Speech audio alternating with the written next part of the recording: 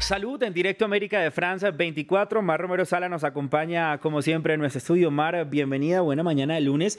Vamos a iniciar esta semana siguiendo hablando de un tema que estábamos iniciando con Daniela Blandón. La adicción a los juegos de azar y las apuestas, ahora desde el punto de vista de la salud. Todo esto, por supuesto, en el marco del Mundial de Qatar.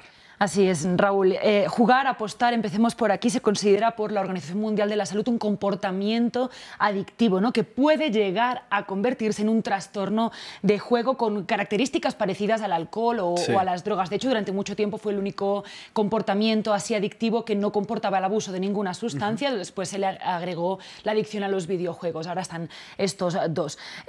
Vamos a ver, ¿no?, cuáles son estos síntomas, estos señales de alarma. Como decíamos, puede ser un comportamiento, ¿no?, apostar que no luego de necesariamente se desarrolle ningún trastorno, pero sí significa exponerse a un riesgo. ¿Cuáles son algunos de los síntomas o señales de alarma que tenemos que empezar a tener en cuenta? Por ejemplo, que no apostar sea cada vez más difícil, que no apostar comporte irritación, ¿no?, una intranquilidad. También mentirle a vínculos cercanos como familiares o como amigos sobre el comportamiento que se está desarrollando. También que este comportamiento adictivo del juego comporte poner en riesgo partes importantes de la vida, como relaciones afectivas o el trabajo, por ejemplo, ¿no? Y también que haya esta necesidad de apostar cantidades cada vez más grandes para volver a sentir la misma emoción. Estas son algunas, no todas, síntomas o señales de alarma a las que tenemos que prestarle atención cuando estamos expuestos a este tipo de comportamiento. A nivel psicológico, Mar, ¿qué es lo que sucede con esta adicción? Sí, seguro que lo profundizamos mejor después con la entrevista, pero básicamente cuando hacemos algo que disfrutamos se activan en nuestro cerebro unos caminos neurológicos que liberan dopamina. Recordemos que eso es una hormona que está relacionada con esa sensación de placer o de bienestar. Y aunque todavía hay muchas incógnitas sobre el sistema exacto o de qué forma opera, particularmente con la adicción al juego, sí sucede, ¿no?, según esta visión tradicional del sistema de adicciones, que el cerebro se acostumbra a estas cargas de dopamina, se vuelve, digamos, como insensible, y para volver a sentir lo mismo necesitas darle más, cada vez más, y así entrar como en esa espiral. Además, últimamente también se ha explicado que la adicción al juego, lo que segrega esta dopamina no es solo el triunfo, digamos, el ganar cuando ganas una apuesta, porque eso sucede relativamente poco, ¿no? Sino también, sobre todo, esa sensación de espera, esa anticipación a lo que puede pasar. Eso también podría estar implicado en estos circuitos. Con la incertidumbre, ¿no? ¿Y qué consecuencias sobre la salud tiene este trastorno, Mar? Pues vamos a ver los datos de un estudio que se hizo en Nueva Zelanda hace unos años, de los primeros que se hizo en este sentido, porque pocas veces, ¿no?, es recientemente que se está empezando a abordar este problema como un problema de salud pública. Explicaba algunas de las consecuencias que tiene este trastorno sobre la salud.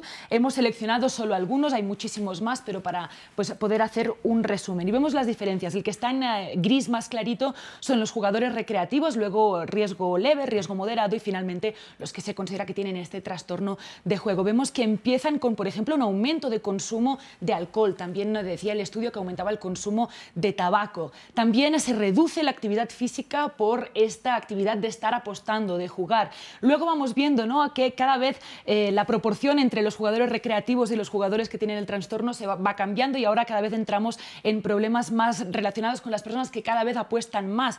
Problemas de salud relacionados con el estrés, por ejemplo, dolores de cabeza o hipertensión, aumento de experiencia de depresión, y también negligir las necesidades médicas, por ejemplo, no tomar la medicación que se necesita o no ir a revisiones médicas, ¿no? Todo esto vemos que puede comportar un problema serio de salud mental, como son algunos de los ejemplos que vemos aquí, pero también, por ejemplo, de salud cardiovascular o de efectos colaterales de no estar pendiente, por ejemplo, eso de las revisiones de la medicación. ¿Qué se puede hacer frente a esto, Mar?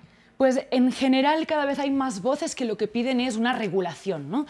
También porque es un problema ampliamente social, lo estaba apuntando nuestra compañera Daniela Blandón también, y porque afecta, por ejemplo, a grupos determinados de población, ¿no? Por ejemplo, personas de clase baja, especialmente, además, los jóvenes son una población muy vulnerable a esto, y además hay un peso también desproporcionado entre los hombres, que suele ser la actividad que más se asocia a este género, ¿no? Las mujeres no se ven tanto o no se asocia tanto esta actividad con las mujeres. De hecho, en España hay un ejemplo muy claro, en Madrid y en otras ciudades, en las que durante la crisis económica del 2008 los barrios más humildes se vieron inundados por casas de apuestas y se convirtió en una verdadera epidemia social, de salud, económica, ¿no? Como todas estas aristas que vemos que siempre están muy interrelacionadas. Entre eso, la población, sobre todo joven y de clases bajas, ¿no? Con problemas socioeconómicos. Entonces, bueno, esto ha movilizado además una lucha muy amplia en contra de las casas de apuestas en ese país y en esa ciudad, y que de hecho ha llegado hasta el gobierno. Aquí vemos un tuit del ministro de Consumo de España